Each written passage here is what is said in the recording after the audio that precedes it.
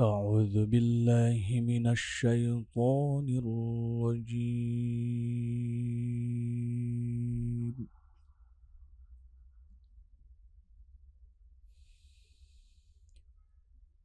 بسم الله الرحمن الرحيم.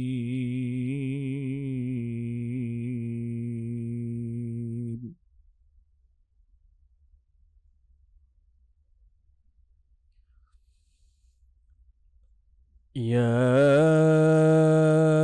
أيها الذين آمنوا كتب عليكم الصيام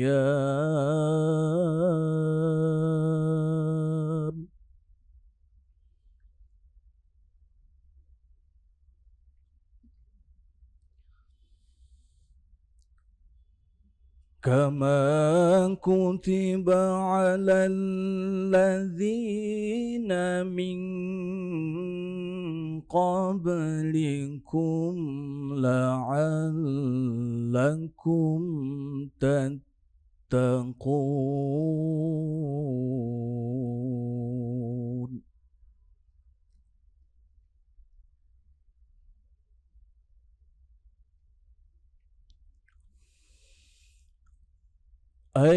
أياما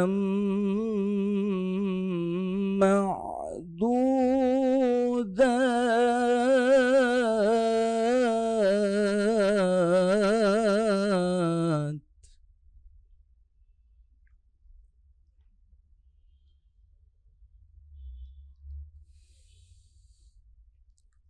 فمن كان منكم مريضا أو على سفر فعدة من أيام أخر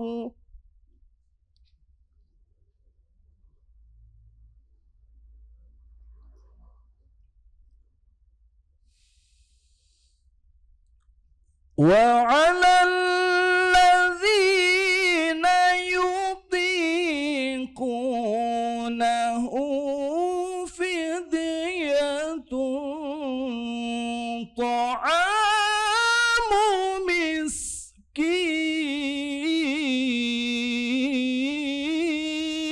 مسكين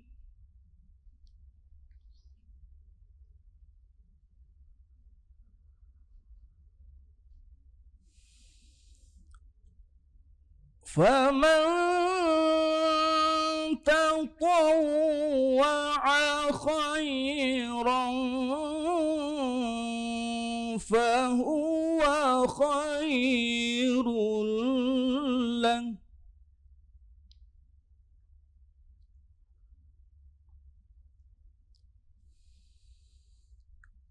وأن تصوموا خير لكم إن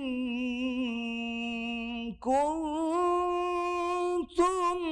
تعلمون.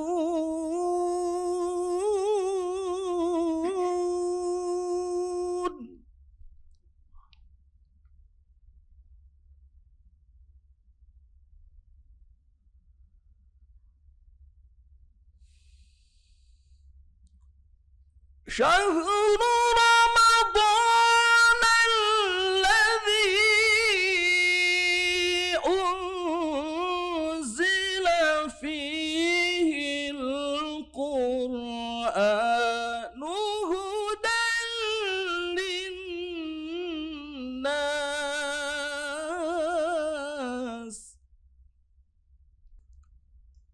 هدى للناس وبينات من الهدى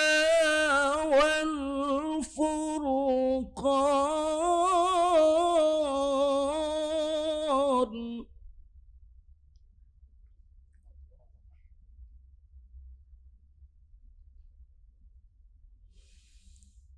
faman syahida minkumus syahra falyasum.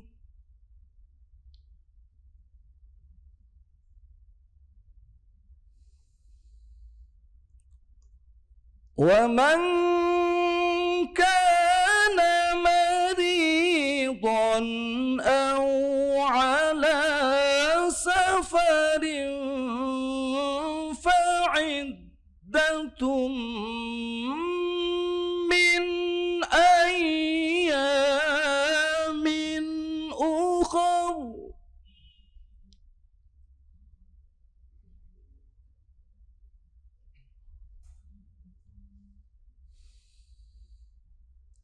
Yuridullahu bikumul yusra wa la yuridu bikumul usra wa litukmilul iddata wa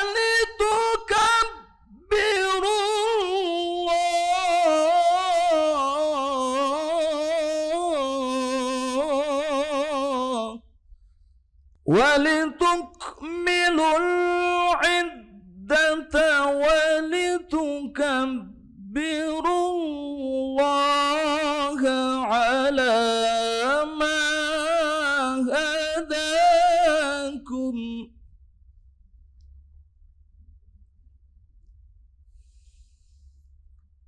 ولتكبروا الله على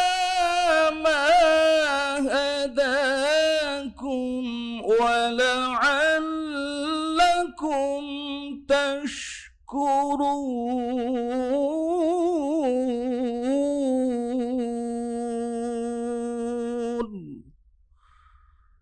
صدق الله العظيم.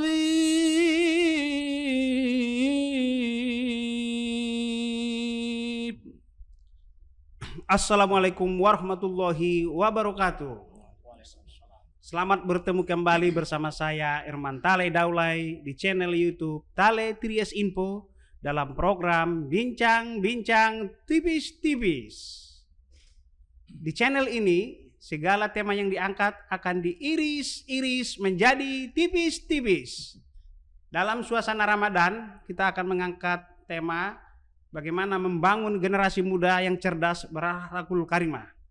Karena itu di studio Bincang Tipis-Tipis saya menghadirkan dua bintang tamu, yaitu Bung Timbul Pasaribu, seorang kori ternama dari Desa Lubuk Torop, Padang Laos Utara, Sumatera Utara, dan juga Ahmad Gojali Harahap, tokoh muda Parpaluta. Beliau ini juga sudah malang melintang di dunia organisasi. Kita terkait tema bagaimana membangun generasi muda cerdas berakhlakul karimah. Adinda, ya, itu gimana ceritanya dulu awal mulanya terjun ke jadi kori dulu? Baik, yang saya hormati Abang Anda Irman Tale Daulay, dan juga ada Abang Anda Ahmad Gojali Harahap, senior kita di Parpaluta khususnya. Jadi dulu waktu saya kecil masih SD, saya sering diajari sama ayah saya, Bang. Di Desa Lubuk Torop, itu desa terpencil salah satunya di Padang Utara, masih kecamatan Padang Bolak, kurang lebih 15 km dari ibu kota. Di sana waktu kecil saya itu listrik pun belum masuk. Angkutan ke sana itu masih hardtop. Bahkan masih ada kuda waktu itu. Jadi karena ayah saya juga lulusan dari pesantren Simaningkir, dia pernah belajar juga dulu sama gurunya, itu yang terkenal dulu di zaman era-era dulu itu terkenal banget itu Ustadz Thoyib dari Portibi.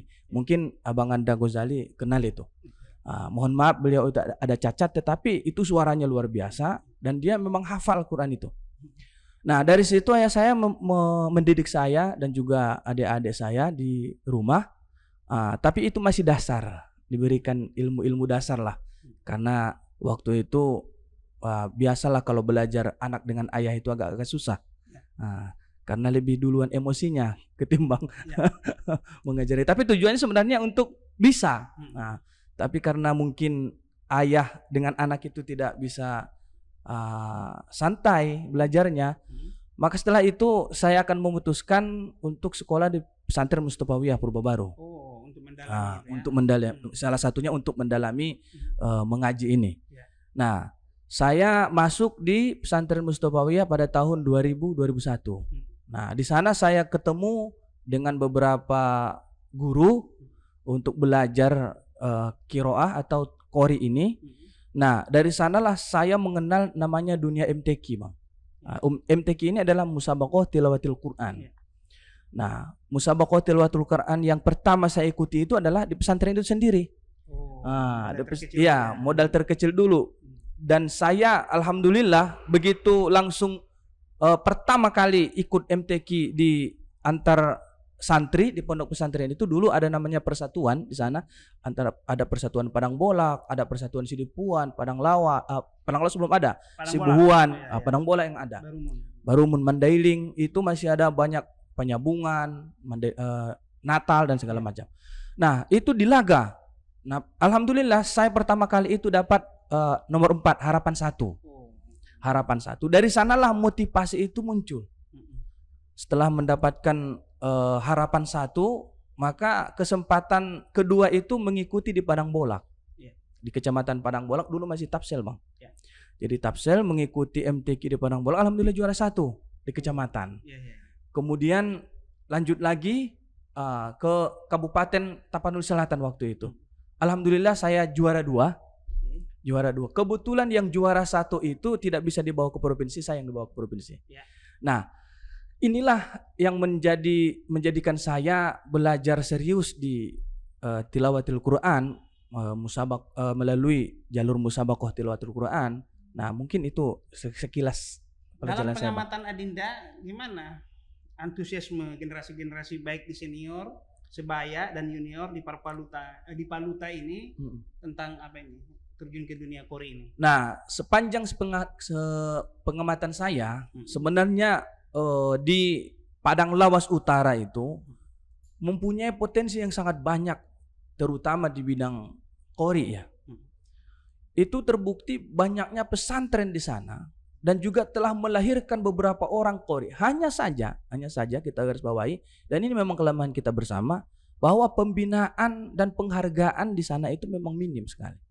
Sehingga bakat-bakat yang terpendam ini kurang pengetahuan karena tidak ada bimbingan, karena tidak ada suplai pengajar atau guru yang benar-benar profesional untuk mengajari anak-anak ini, sehingga menurut saya ini yang membuat tidak berkembang. Yang kedua, support untuk penghargaan bagi orang-orang yang mau belajar seperti ini juga kurang, baik itu dari masyarakat kita sendiri, baik itu dari terutama pemerintah daerah, ya masih kurang dibandingkan daerah-daerah lain.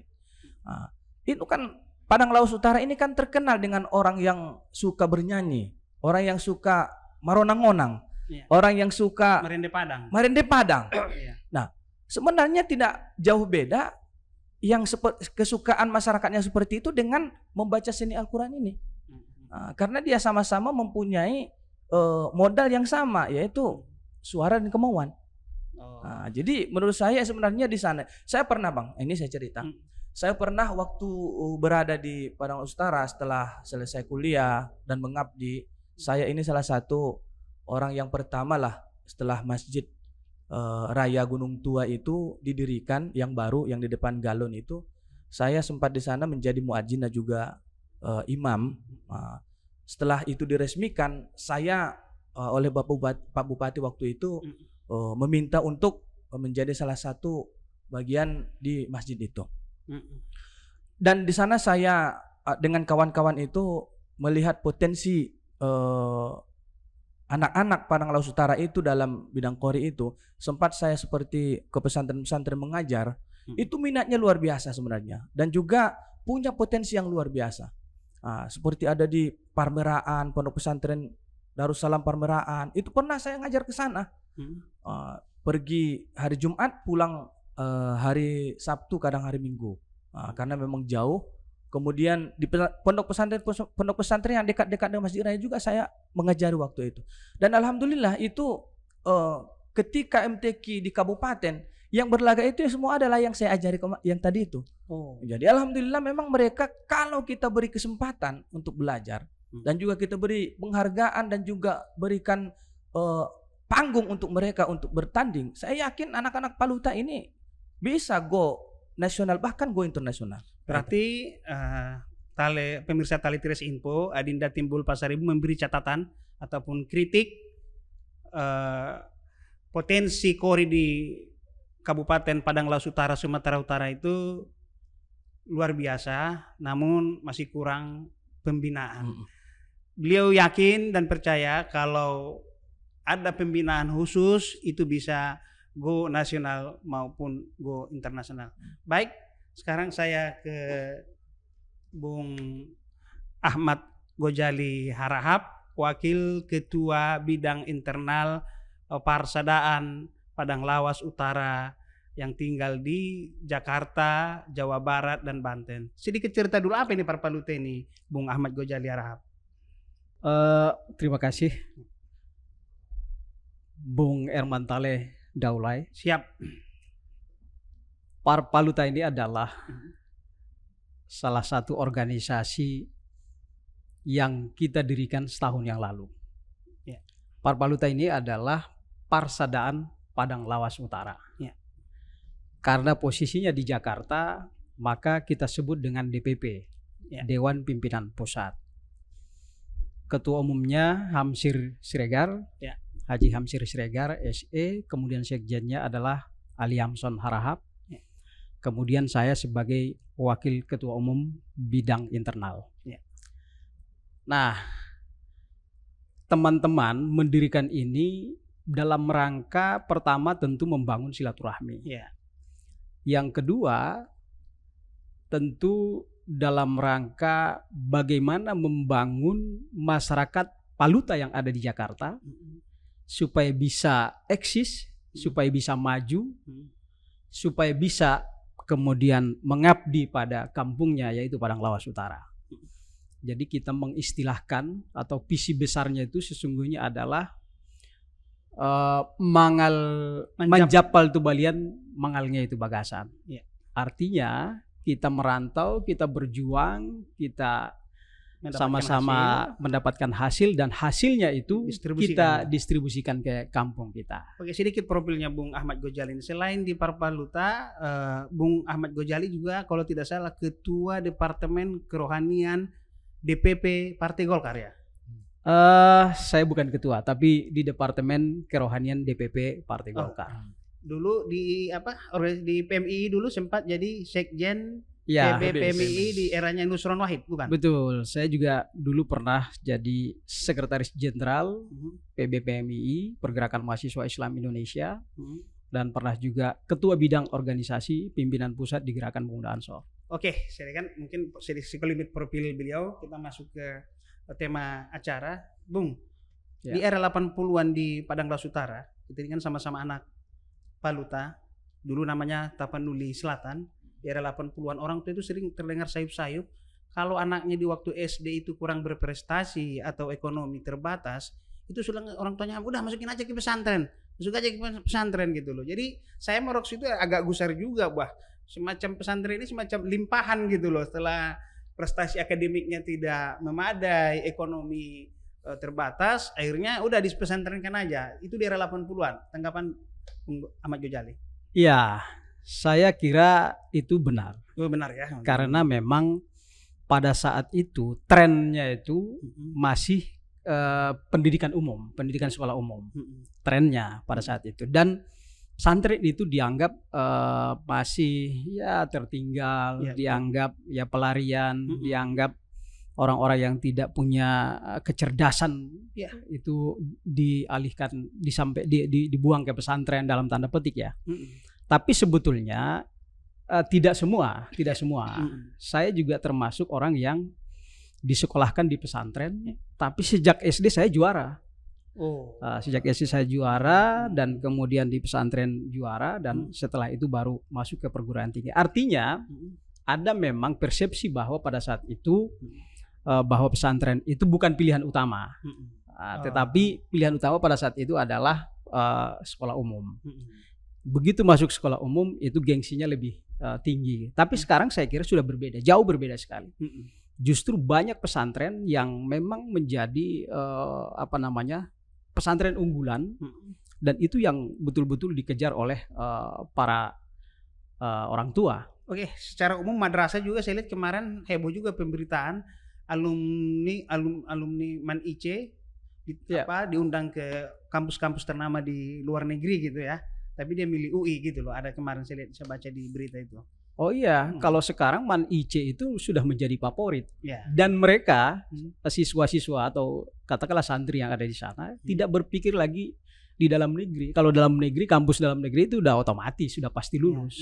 Jadi mereka itu sudah berpikir memang mayoritas itu sudah lulus di perguruan tinggi di luar negeri. Dan itu perguruan tingginya bukan sekedar perguruan tinggi biasa-biasa, dan itu kampus ternama seperti Harvard dan lain-lain sebagainya. Nah, dalam pengamatannya Bung Ahmad Ghazali, generasi terkait tema kita tadi, membangun generasi muda yang cerdas, berakhlakul karimah di Padang Laut Utara, apa yang terbentuk dalam pemikiran Anda? Saya kira dua hal ini menjadi sangat urgent ya. Pertama, dari kapasitas keilmuannya harus dibangun. Yang kedua, memang pendidikan karakter, kalau istilah sekarang itu ya, pendidikan karakter itu juga menjadi sangat urgent seiring dengan proses perubahan zaman yang hari ini dihadapi. Kenapa pendidikan karakter? Kalau di pesantren itu namanya akhlakul karimah. Nabi itu kan dilahirkan ke dunia ini adalah untuk membangun karakter masyarakat atau membangun akhlakul karimah. Kalau tidak dibangun karakternya, tentu mereka akan terpengaruh dengan apa yang terjadi saat ini. Saat ini kan era digitalisasi ya. Digitalisasi yang tentunya nilai positifnya itu sesuatu yang tentu ada, tapi di sisi lain kalau kita tidak bisa mengantisipasi atau menggunakan dengan baik, maka rusaklah moral atau akhlak atau karakter dari para anak-anak sekolah pada saat ini. Dan itu sangat bisa kita rasakan betul, baik di rumah, di lingkungan dan lain sebagainya. Dengan situasi hari ini, kalau kita tidak bentengi dengan moral, akhlakul karimah atau karakter, bisa rusak generasi kita ke depan. Di Parpaluta aja, di Padang Laut Utara juga kan nggak luput juga dari atau daerah pada umumnya di mana pergaulan bebas, narkoba, miras itu juga sudah menjangkiti generasi-generasi muda di sana. Tanggapan Anda? Saya kira memang berbeda ya situasi hari ini dengan zaman kita dulu. Dulu Padang Laut Utara, Paluta itu sangat terkenal dengan daerah yang sangat religius. Artinya Padang Laut Utara itu dibangun dengan sebuah konsep yang Islami, sehingga pesantren banyak sekali di Padang Laut Utara. Bahkan kalau sekolah umum itu bisa dihitung dengan jari. SMA, SMP itu bisa dihitung. Tapi kalau pesantren itu banyak sekali, hampir di berbagai ada 48 sekian katanya. Terakhir sekitar 50 katanya pesantren. Ya, terakhir sekitar 48 sampai 50. Nah, artinya apa? Bahwa memang pendidikan dulu dengan sekarang itu beda. Nah, oleh karena itu saya kira penekanan atau fokus kita, terutama pemerintah ya, dan civil society dan kita yang merantau, harus punya perhatian khusus tentang membangun karakter masyarakat Paluta, terutama anak-anak didik kita. Kalau tidak nanti berbahaya ke depan. Generasi kita rusak. Generasi kita hari ini adalah pemimpin masa depan. Kalau syair orang Arab itu subbanul yauma rijalul ghad. Pemuda hari ini adalah pemimpin masa depan. Nah, kalau kita tidak membangun pemuda kita di Padang Laut Utara hari ini, mereka mau jadi apa? Siapa yang akan memimpin nanti ke depan? Ya, betul. Jadi kemajuan di suatu daerah itu sangat ditentukan kualitas SDM setempat. Dengan kata lain, kalau SDM-nya maju itu berdampak langsung ke majuan daerah itu. Contoh, Singapura itu sumber daya alamnya itu boleh dibilang anjlok ya, nggak hebat-hebat. Tapi karena SDM manusianya cerdas, daerah itu bisa maju, ya kan? Jadi seringkali orang salah ataupun keliru kalau katanya alamnya kaya, otomatis daerahnya maju. Enggak, seringkali saya menemukan alam kaya, masyarakatnya miskin. Di Indonesia itu acap kali terjadi seperti itu.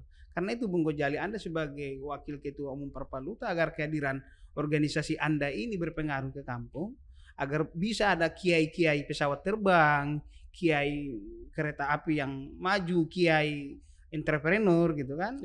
Menurut Anda gimana? Ya, pertama saya kira memang Parpaluta harus sering membangun komunikasi yang intensif ke Padang Lawas Utara.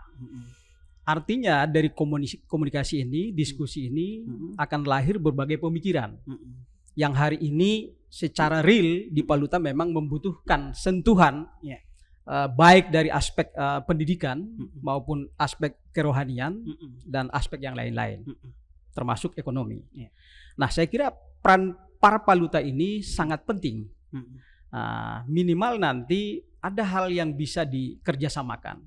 Istilah sekarang itu kolaborasi ya. Jadi Parpaluta dengan Padang Lawas Utara itu harus berkolaborasi, baik dengan pemerintah setempat maupun dengan stakeholder atau pemangku kepentingan di Padang Lawas Utara. Kalau tidak, saya kira kita bisa ketinggalan. Hari ini masyarakat Paluta bertanya-tanya sebetulnya apa yang dilakukan oleh pemerintah hari ini di sana, hasilnya apa, terus kemudian kepentingan yang mendasar itu dirasakan nggak masyarakat Paluta di sana? Saya kira ini menjadi pertanyaan besar. Tadi Bung Hermantale mengatakan bahwa soal moral, katakanlah di sana ada macam-macam penyakit hari ini, penyakit sosial. Saya kira kalau kita bersama-sama, terutama pemerintah setempat ya, harus fokus, serius, dan mencurahkan pikiran dan hatinya untuk memberantas semua itu, dan kita siap membantu. Saya kira selesai, nggak ada masalah. Dan di beberapa daerah lain bisa terjadi kok, bersih dengan penyakit sosial meskipun tidak 100%. Gitu. Tapi tidak sepulgar yang ada hari ini di Padang Lawas Utara. Semua orang bisa menyaksikan, semua orang bisa merasakan. Ibu-ibu demo membakar tempat-tempat, ini kan suatu aib juga buat kita ya. Ibu mak-mak yang terjun gitu loh. Pemudanya di mana? Maka kembali saya kira Padang Lawas Utara harus digelorakan semangatnya untuk menjadi daerah yang religius. Ya, jadi dengan adanya berbagai pesantren di sana, harus berteriak, harus bersuara bersama-sama, bukan hanya 1-2 orang, tapi bersama-sama membangun ini, meneriakkan ini supaya terhindar dari masyarakat Padang Lawas Utara. Supaya dahsyat kan, pemuda-pemudanya kan harus masuk ke sistem ataupun terjun ke dunia politik. Karena di politik itu bisa ada politik kebijakan, politik keberpihakan. Gimana agar tokoh-tokoh pemuda dari Parpaluta ini juga terjun ke dunia politik, Bung Gojali? Saya kira pemuda terjun ke dunia politik 15 tahun terakhir ini menjadi sebuah tren. 15-20 tahun terakhir, baik di nasional maupun di lokal daerah. Nah, persoalannya kan pemudanya harus benar-benar orang yang memang punya visi untuk membangun daerahnya.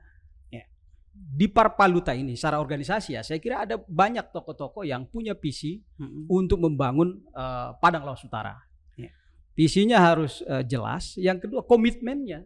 Komitmen untuk membangun Padang Lawas Utara memang harus betul-betul siap, lahir dan batin.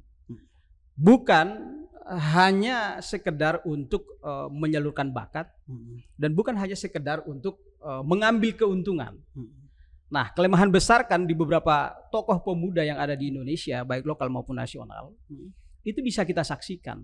Ternyata hanya untuk mengambil keuntungan pribadi. Ada pemuda yang cerdas, punya visi, tapi komitmennya tidak ada, sehingga ditangkap oleh KPK. Dia itu bukan hanya 1-2 pemuda. Kita bisa tidak usah sebut nama lah. Jadi saya suka iri lihat daerah orang lain gitu ya Bung ya. Tokoh-tokoh nasionalnya dari Mandailing, Natal itu dari Madinah itu kan sering tersohor gitu ya. Jadi dari Paluta ini boleh dibilang tokoh nasionalnya ini masih belum sehebat katakanlah dari Saipirok Ada dulu Marahali Marahap Sipirok punya toko, Arifin Siregar, Darmin Nasution di Mendeling, Abdul Haris Nasution di ini. Nah, gimana dengan Paluta ini? Ya, salah satu reasoning berpikirnya kenapa Parpaluta ini kita gelorakan, kita hidupkan, karena memang itu merupakan tantangan kita. Nah, kita sadar betul bahwa tokoh-tokoh dari Padang Lawas Utara ini sangat minim di tingkat nasional ya. Ya, betul. Nah, di tingkat nasional. Maka ketika kita melahirkan ini, kita berharap bahwa dari Parpaluta ini bisa lahir ke depan tokoh-tokoh yang memang bisa setingkat nasional. Nah, kemarin ketika kita melaksanakan pelantikan sekaligus rapat kerja, tema kita kan itu, konsolidasi organisasi, kemudian menuju masyarakat Paluta yang berkemajuan. Ya, nanti kalau politisinya harus politisi yang maju, pedagang yang maju. Betul. Artinya berkemajuan di sini masyarakat Paluta yang ada di Jakarta kita harapkan maju dalam hal berpikir, ya kan? Kemudian maju dalam hal profesinya, baik dari berbagai, di Parpaluta ini banyak profesi, ada pengacara, ada pengusaha, ada politisi dan lain-lain sebagainya. Jadi sehingga kita berharap di antara Parpaluta ini saling mendukung, saling menyokong supaya sama-sama menjadi orang yang sukses. Bukan hanya sukses di internal saja, tetapi sukses di nasional. Oke, di terakhir ini Parpaluta ini, Padang Lawas Utara ini boleh dibilang sisi positifnya adalah terkenal dengan budaya marsial lapari, artinya gotong royong, tolong menolongnya tinggi di sana. Sisi lemahnya juga ada di sana, namanya gut-gut Padang Bolak, iri dengkinya juga tinggi di sana. Jadi positifnya juga ada, negatifnya juga ada. Sisi positifnya gimana biar dieksploitasi budaya marsial lapari ini dan budaya gut-gut ini bisa diamputasi. Terakhir nih, Bung. Ya. Saya kira memang itu tradisi yang tidak gampang ya, tidak gampang untuk dihindarkan. Tetapi prinsipnya bahwa ketika kita bersama, katakanlah dalam wadah Parpaluta, saya kira bisa kita mulai. Kita bisa mulai karena kita sudah berbeda dengan orang tua kita dulu yang gut-gut yang ini sebagai itu, memang mau tidak mau harus kita buang jauh-jauh. Kita harus saling mendorong, siapapun di antara kita harus sukses. Ya, jangan apalagi iri kalau dia sukses, ya jangan dengki ya. Jangan dengki. Dan bila perlu dukung. Dari sini kita lahirkan seorang pemimpin dan harus menahodai Padang Lawas Utara. Kenapa? Karena 15 tahun ya. 15 tahun itu dipimpin oleh pertama udah kita Bahrum Harahap, kemudian 2 periode. Kemudian yang sekarang adalah Kahanggi kita, Handar Harahap. Artinya 15 tahun. Nah, saya melihat banyak sekali keinginan masyarakat Paluta yang ingin mendapatkan pemimpin yang baru, pemimpin yang segar, pemimpin yang punya visi untuk membangun Paluta, terutama dalam hal pendidikan. Karena pendidikan ini menjadi penting untuk memajukan masyarakat Paluta. Salah satu contoh misalnya, orang yang berpikir tentang melahirkan anak-anak Padang Lawas Utara menjadi dokter misalnya, setiap tahun 10 orang harus jadi dokter. Itu bisa. Mungkin 5-10 tahun ke depan udah 50 ya. Dan itu wajib mengabdi di Padang Lawas Utara. Jangan. Jadi kalau tidak, kalau misalnya orang yang memang lahir dari pergulatan dirinya sendiri tanpa didukung oleh pemerintah setempat, dia tidak mau, susah itu dikembalikan. Tapi kalau memang Pemda yang membiayai, setiap tahun misalnya 10 dokter atau 5 dokter, setiap tahun misalnya 5 magister, 10 tahun ke depan sudah berapa? Dan itu wajib mengabdi di Padang Lawas Utara. Baik dia ahli dalam dokter dalam teknologi, dokter dalam pertanian, dokter dalam ekonomi dan lain sebagainya. Ini saya kira dibutuhkan, model-model seperti ini yang dibutuhkan untuk memimpin Paluta di masa yang akan datang. Oke, gimana agar sekitar 50 pesantren yang di Paluta itu bisa seperti Gontor, bisa seperti Al-Azhar Kairo. Dia kan itu berpotensi karena Anda juga pernah merasakan di Sungai Dua dulu ya. Saya dari Islamia Pintu Padang Sunggam juga kan. Gimana ini kan lama-lama menurun saya lihat ini kan. Gimana agar ini nggak kalah bisa Gontor, bisa seperti Azhar Kairo, gimana? Ya, saya kira pertama memang itu harus berangkat dari semangat bersama ya. Semangat bersama itu artinya pimpinan pesantren harus punya semangat yang sama untuk memajukan pesantrennya, bisa menjadi atau tidak, meskipun tidak menyerupai Gontor tapi minimal satu level di bawahnya. Itu semangat yang kedua adalah dari para santrinya. Para santrinya harus didorong oleh orang tua masing-masing. Artinya orang tua juga berperan di sini. Yang ketiga menurut saya semangat yang sama dari pemerintah setempat. Pemerintah setempat harus politik anggarannya juga anggaran. Iya, politik harus memberikan anggaran yang besar kepada pesantren. Iya. Karena pesantren ini saya kira salah satu ujung tombak di masa yang akan datang. Iya, di tengah generasi yang akan penyakit sosial yang kita bilang ini benteng kita ini ya. Ya, yang keempat peranan dari kita di Parpaluta ini yang punya akses di Jakarta. Di Jakarta ini kan banyak anggaran baik di Departemen Agama, Departemen Pendidikan, kemudian teman-teman yang ada di DPR. Itu wajib mencurahkan pikirannya untuk mendistribusikan anggaran ini untuk membiayai pesantren yang ada di Padang Lawas Utara. Sehingga mereka bisa eksis. Kadang-kadang memang kita prihatin juga guru-guru yang ada di pesantren, terutama di tempat kita sana itu sangat memprihatinkan. Kenapa? Karena memang dananya kurang, anggarannya terbatas. Gajinya. Ada guru ngaji katanya dibayar 150.000 sebulan, itu masih sering kita temui di kampung kita itu. Nah itu 75.000 sebulan gitu ya kan. Nah itu saya kira semangat itu yang harus kita bangun bersama. Bagaimana membangun pesantren ini supaya menjadi pesantren yang berlevel nasional. Terima kasih Adinda Bung Timbul Pasaribu, Wasekjen Parpaluta sudah hadir di studio Bincang Tipis-Tipis dan Bung Ahmad Gojali Harahap. Terima kasih atas kehadirannya. Sama-sama. Demikian Bincang Tipis-Tipis bersama saya Herman Tale Daulay. Assalamualaikum warahmatullahi wabarakatuh. Waalaikumsalam warahmatullahi wabarakatuh.